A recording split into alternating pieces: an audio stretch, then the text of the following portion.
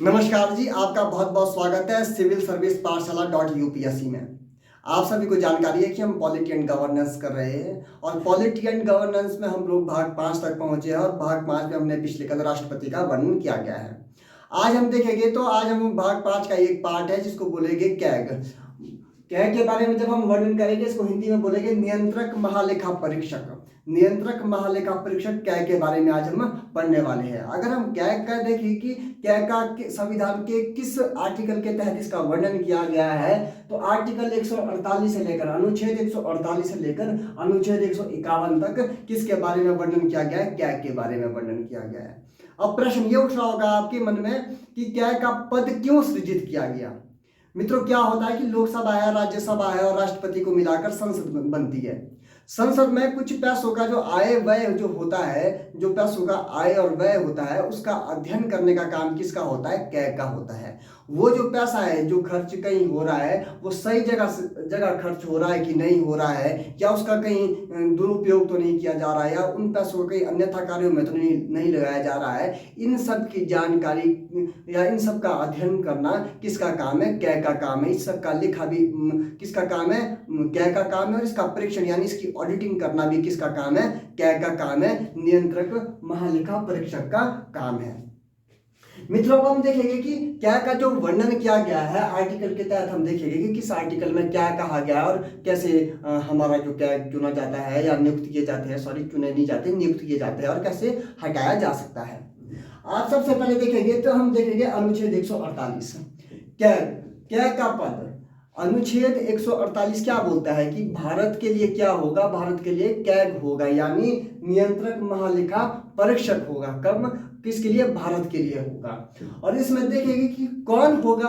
अब ये भी तो प्रश्न बनता है कि कौन होगा। कई बार प्रश्न भी बन जाता है कि जो नियंत्रक एवं महालेखा परीक्षक है ये कौन होते हैं। तो ये मित्रों जो हमारे सिविल सर्वेंट जो होते हैं, हमारे आईएएस अधिकारी जो होगा, जो भी पूर्व में रहा आईएएस अधिकारी होगा, भारत सरकार उसे क्या करती है, उसे अपॉइंट करती है, हमारा क्या कैग नियुक्त करती है, नियंत्रक एवं महालेखा परीक्षक उसे नियुक्त करती है। ये कौन बोलता है, अनुच्छेद 148। अब उन्हें नियुक्त किया जाएगा किसकी सलाह पर, मंत्री परिषद की सिफारिश पर। कौन नियुक्त करेगा, राष्ट्रपति। कई बार प्रश्न बनता है कि जो कैग है उनको कौन नियुक्त करता है, तो मित्रों उनको नियुक्त राष्ट्रपति करता है, लेकिन मंत्री परिषद की सलाह पर उन्हें नियुक्त करता है। कई बार 1 नंबर का प्रश्न बन जाता है तो सिर्फ राष्ट्रपति आता है कि कौन नियुक्त करता है, राष्ट्रपति। पर आपकी जानकारी होनी चाहिए कि उनको मंत्री परिषद की सलाह पर कौन नियुक्त करता है, हमारे राष्ट्रपति नियुक्त करते हैं। अब आता है कि उन्हें शपथ कौन दिलाता है, शपथ भी राष्ट्रपति दिलाता है। कई बार 1 नंबर का प्रश्न बन जाता है मित्रों एग्जाम में कि जो हमारे नियंत्रक एवं महालेखा परीक्षक जिन्हें क्या कहा जाता है, इन्हें कौन शपथ दिलाता है, इन्हें राष्ट्रपति शपथ दिलाते हैं।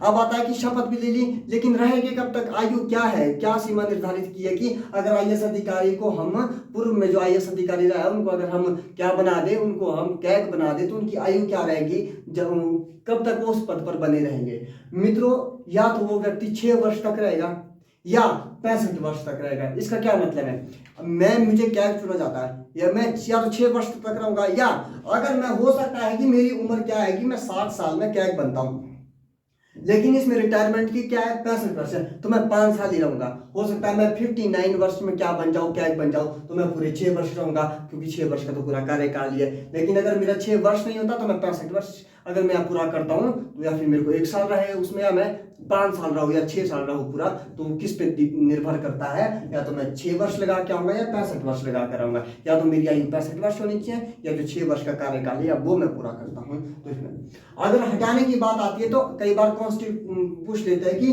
किस आर्टिकल के तहत है। तो मित्रों अगर कैग को हटाना है तो आर्टिकल 124 क्लोज 4, आर्टिकल 124 क्लोज 4 में क्या कहा गया है कि जैसे सुप्रीम कोर्ट के न्यायाधीश, जैसे हाई कोर्ट के न्यायाधीशों को राष्ट्रपति हटाता है, उसी तरह से भारत के जो नियंत्रक महालेखा परीक्षक है जिन्हें क्या कहा जाता है, उन्हें भी वैसे ही हटाया जाएगा जैसे देश के सुप्रीम कोर्ट के जजों को या हाई कोर्ट के जजों को राष्ट्रपति द्वारा हटाया जाता है। ये कौन बोलता है, अनुच्छेद 148 में ही इसका वर्णन, यही चीजें की गई है कि कैसे उनको हटाया जाएगा। तो एक आर्टिकल 124 का क्लोज 4 क्या बोलता है, वो ये बोलता है कि जिस तरह से सुप्रीम कोर्ट और हाई कोर्ट के जो न्यायाधीश है आर्टिकल 124 क्लोज 4 के तहत हटाए जाते हैं हमारे सुप्रीम कोर्ट के जज वगैरह, तो उसी तरह से क्या है हमारे जो कैग है, भारत सरकार में जो नियंत्रक एवं महालेखा परीक्षक है उनको भी उसी तरह से हटाया जाएगा।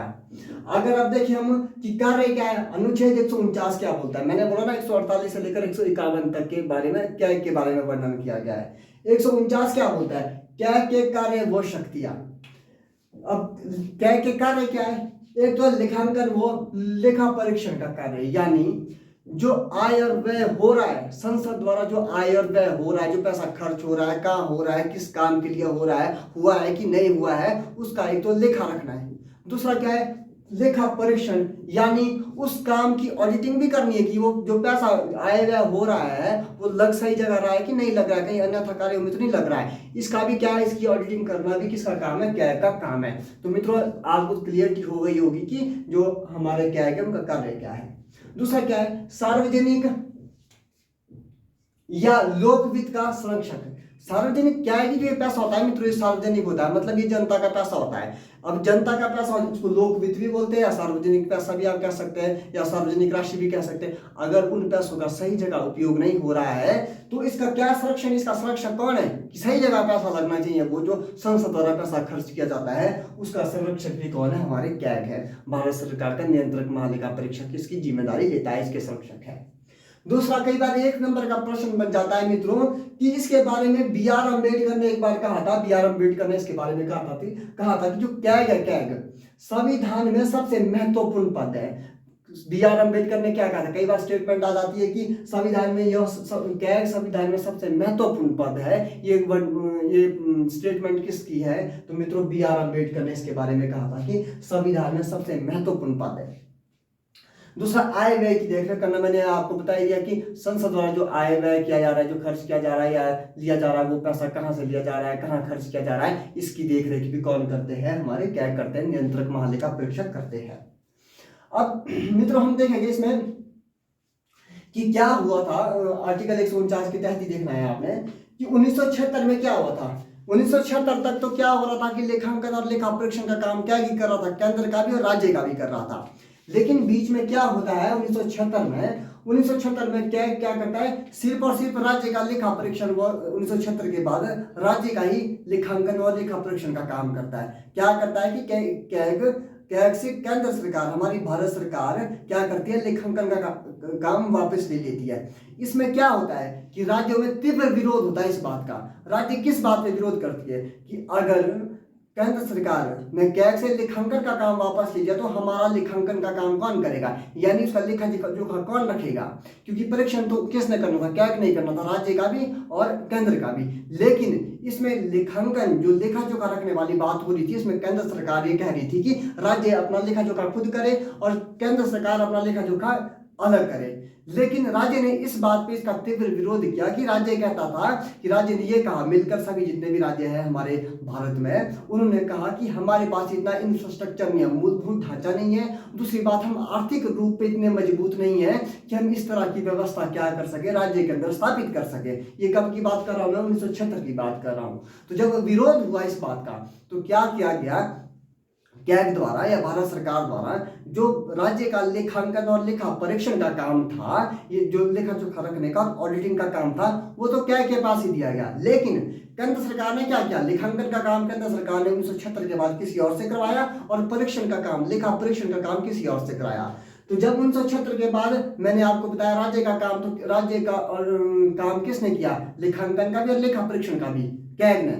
लेकिन केंद्र सरकार का किसने किया, केंद्र सरकार ने लेखा परीक्षण मतलब ऑडिट का काम तो कैग ने किया, लेकिन जो हमारा लेखांकन का काम था केंद्र सरकार का वो किसने किया, सीजीए ने। अब कंफ्यूज मत होना, यह सीएजी कैग, यह सीजीए मतलब जी पहले लग जाएगा इधर, सीजीए ने। तो सीजीए ने क्या किया, लेखांकन का काम केंद्र सरकार का 1976 के बाद ले लिया। लेकिन जो हमारी राज्य सरकारें थी उनका जो लेखा परीक्षण और लेखांकन का काम था वो क्या ही करता रहा। कई बार प्रश्न बन जाता है कि केंद्र सरकार का लेखांकन का काम कौन करता है, तो मित्रों कैग भी आएगा ऑप्शन में, सीजीए भी आएगा। तो आपने कंफ्यूज नहीं होना, बड़े आसानी से आपने देखना है कि जहां पे सीजीए होगा वो 1976 के बाद केंद्र का लेखांकन का काम देखता है।